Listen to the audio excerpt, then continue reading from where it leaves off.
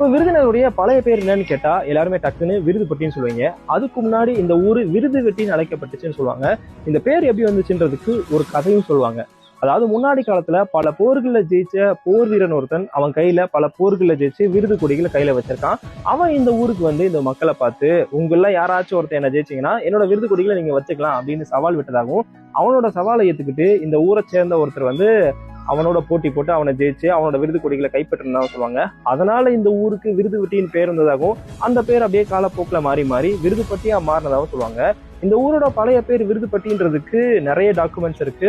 அப்புறம் விருதுப்பட்டி எப்படி விருதுநகரா மாறுச்சுன்னா British period வருது. அதாவது ஆரம்பத்துல பாண்டியர்கள் ஆட்சி செய்யறாங்க, அதுக்கப்புறம் நாயக்க மன்னர்கள் கொஞ்ச நாள் ஆட்சி செய்யறாங்க, அதுக்கப்புறம் சுதந்திரத்துக்கு முன்னாடி பிரிட்டிஷோட கண்ட்ரோல்ல இந்த பகுதி இருக்கு. அப்போ இங்க நிறைய பிசினஸ் டெவலப்மெண்ட் நடக்குது, வணிக நகரமா விருதுப்பட்டி மாறுது. அதனால 1915 பிரிட்டிஷ் அரசாங்கம் இந்த ஊரை 3ஆம் நிலை நகராட்சியா தரம் உயர்த்துறாங்க. ஒரு நகரா வளர்ச்சி அடைஞ்சு வர்றதுனால விருதுப்பட்டிங்கிற பேரை ஒரு டவுனுக்கு ஏற்ற மாதிரி மாற்றணும், பட்டிங்கிற பேரை ரிமூவ் பண்ணணுன்றதுக்காக விருதுநகரா மாற்ற சொல்லி ஒரு கோரிக்கை அதுக்கப்புறமா வருது. தொடர்ந்து இங்க இருக்க மக்கள் வந்து விருதுப்பட்டியை விருதுநகரா மாற்றணும்னு போராட்டத்தை முன்னெடுக்கிறாங்க. அப்போ நீதி கட்சியோட ஆட்சி இங்க நடந்துட்டு இருந்துச்சு மெட்ராஸ் பிரசிடென்சில.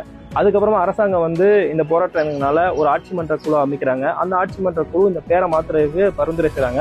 அதுக்கப்புறமா 29/10/1923 அப்போ நீதி கட்சியோட மெட்ராஸ் பிரசிடென்சியோட முதலமைச்சரா இருந்த பனகல் ராஜா அதிகாரப்பூர்வமா விருதுப்பட்டியை விருதுநகரா அறிவிக்கிறாரு. கிட்டத்தட்ட இன்னைக்கு விருதுப்பட்டி விருதுநகரா மாதிரி 100 வருஷம் ஆயிடுச்சு. நூற்றாண்டு கண்டது இந்த பேரு.